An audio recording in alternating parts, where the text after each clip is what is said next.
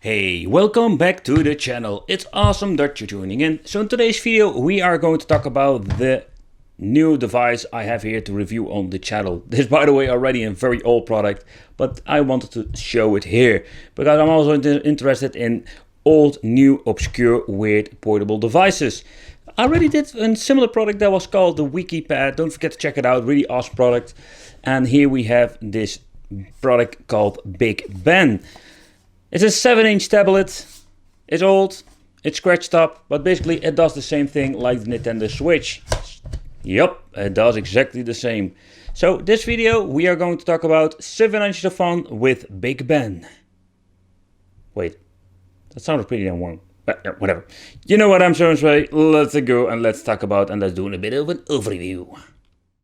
So what I already mentioned is that this is more like a 2-in-1. It's a tablet you could use for browsing the internet. And for playing games you are going to get this Big Ben controller that you can basically click on this tablet. That's pretty cool. It's not new. The WikiPad did exactly the same thing. But what you're going to get is a very high quality, awesome product. And it's running on Android, so we can basically do whatever we want with it. Okay, so let's pull out the little tablet because I want to talk about the tablet first. Hey, I didn't put my camera in the right position. Wait. It's not good, it's not good, it's not good. Alright, so let's talk about the tablet itself. So here you can see that it's made with this, I think it's a sort kind of a metal housing, pretty damn cool. Here at the top we're finding quite some different connections. So let's see, we're having on and off. Over here we're having volume control, we have a headphone out, and we even have an HDMI mini. So we can connect this thing to your television. This is the input for charging, micro SD, and it even has a microphone. Here at the back we're finding some other information, and man, this is very nice. It looks very good. It also feels very heavy, big band, and here we're having a mono speaker. Very curious how this is going to work. We have a shitty camera like always, and here we have the reset. Already powered on to check it out. Need to get used to the controls. Alright, let's power it on and let's see what we're going to get with this. So the first thing that I noticed is that it is quite responsive. But there is a catch, and for the people who are familiar with Android already sees it. This thing is the most common problem with these Android devices. It's running on very old Android, and this is basically Android 4.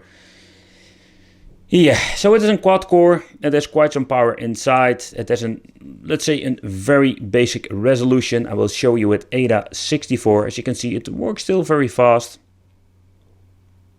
But here even my AIDA 64 is not booting up or somehow. But I can tell you this thing runs on, oh wait, it does it, it works, it works. Okay, so let's talk about the specifications. It has a GameTap 1 name, if you look at the model number.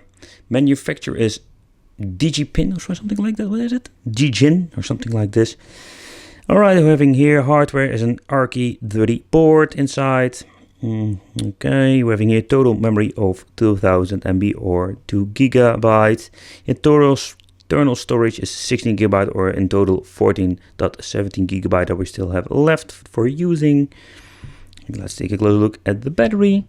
As you see, it's still in very good condition, so that is not bad for a very old version. As you can see, it works on Android Jelly Bean 4.2.2. The store is able to work, so that is very convenient, but of course, due to security reasons, I will not recommend using it with your Gmail account. Okay, so let's take a close look at the CPU. This thing is running on an ARM Cortex A9 that is clocked on 608 MHz. It's a 32-bit ARM 4v7, 4 cores, as you can see over here. Okay, let's check the display. So as you can see, the screen resolution is 1024 by 600, so that is pretty damn old, a mighty 400 MP. But it is running on 60 Hz. Alright, so as you can see, it's a very old spec. But okay, let's talk about how does it work in the docking. It's like the Nintendo Switch, you slide it in like this. Yeah, wicked, slide it in like this. Okay, there is a little connector here at the bottom. It will connect with the controller like this. It will get the power from the tablet itself. So what you only need to do is power it on. As you can see, the LED goes on, so everything works. So this is basically plug and play.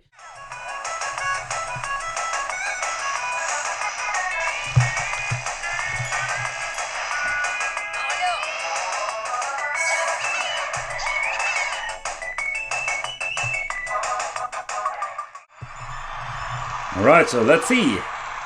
I don't know which button I need to use, but we'll find out. Oh.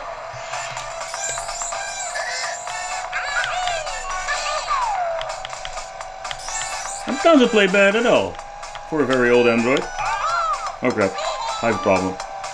Oh, yeah, I have a problem indeed.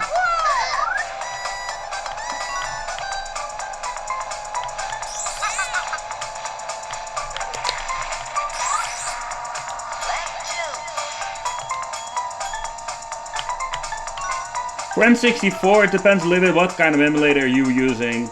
If you're using an old one like this one, it will have a problem with different games. But the basic launch game will run fine. And look, by the way, amazing on this low resolution big band display.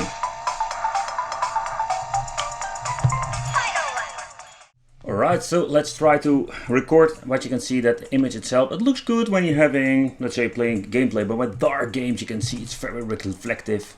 In this case, very hard to record from. But nevertheless, let's play some games. Configuring the controls are very easy, it works like a charm. This, by the way, the loudest it goes if it comes to the sound itself. All the buttons are here, so if you want to play PlayStation, there is no problem with that. I think I didn't configure the right analog stick.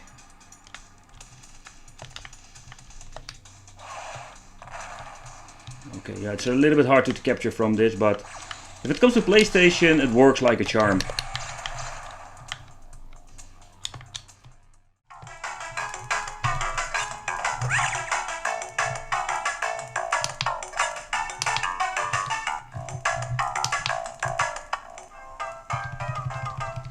So when it comes to GBA, it also depends a little bit what kind of emulator you are using, but as you can see, even with a very old Android version, it doesn't have any problems at all. I can use the analog stick and the D-pad. The D-pad is very nice for adventure games. And it's pretty damn cool to play this thing on a 7-inch display.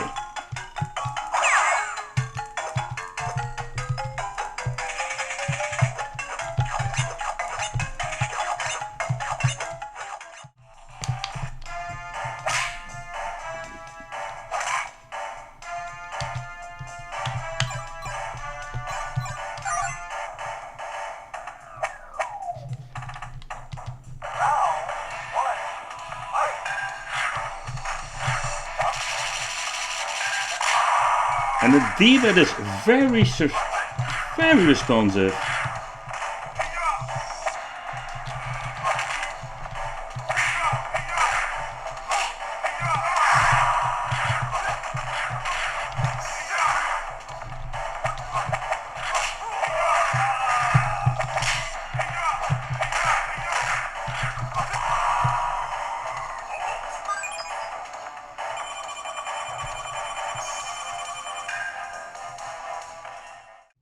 But what I wanted to show you, and this is a big problem if it comes to these, let's say, old Android devices. For example, I'm getting the freaking error with this PPSSPP version. And I think the main reason is simply because this is such an old version of Android, and the same goes for GameCube, Dreamcast. For low-end stuff, it's fun to play these games, but if you want to run the high-end stuff, no. So an old Big Ben 7-inch is not the way to go.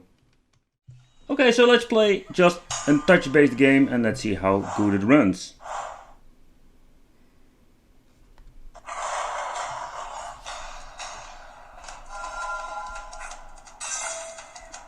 For a very old system, it runs pretty nice. Very responsive.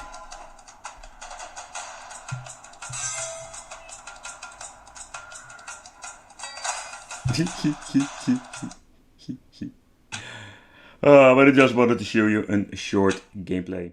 So what is also very cool, as you can see over here, that when you're connecting the controller, what I understand of this program, that you basically can spoof the system. For example, if you could play a game like Call of Duty, you can remap the controller over here with these buttons. So at the end, what you're going to get is that you can play the touchscreen games with your controller. So that's also very cool. A lot of new, let's say newer systems like the MoQ i7 have this similar kind of software. So there you have it, guys, and this is what you're going to get with the BenQ 7-inch device. I don't know if you can pick it up for a couple of euros or dollars on eBay, for example, but I want to know from you, what do you think of this? What do you think of a product like this? Do you think this is still worth the money, or are you more searching for something that is more powerful? Of course, way expensive, but that you can play, for example, games like PSP, Sega Dreamcast, GameCube, Sega Saturn, and that kinds of things. I think it's a cool collectible in the collection. I purchased it for a couple of euros, so that is fun to have. It's not a very good condition, the screen is very scratched up. You can play some games, but it's more like a fun collectible nowadays. I want to thank you for watching. Don't forget to subscribe to the channel, hit the little bell, and if you have any questions, you can also leave it in the comments.